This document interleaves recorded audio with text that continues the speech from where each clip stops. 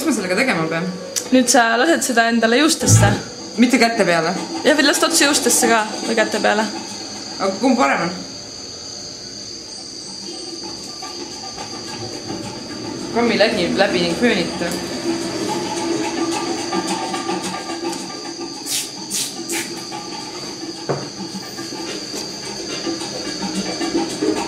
And here we go. Kaisa is making the look.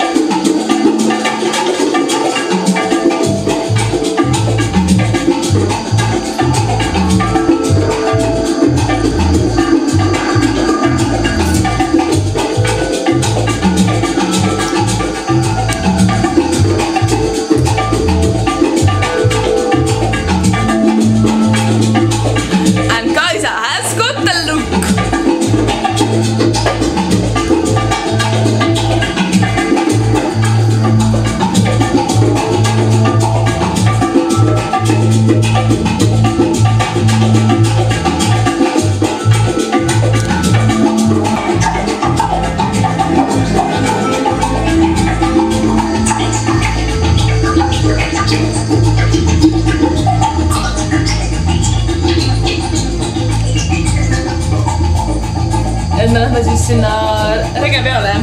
Jah. Teed rege värvid või? Ja mun käe veel juba on.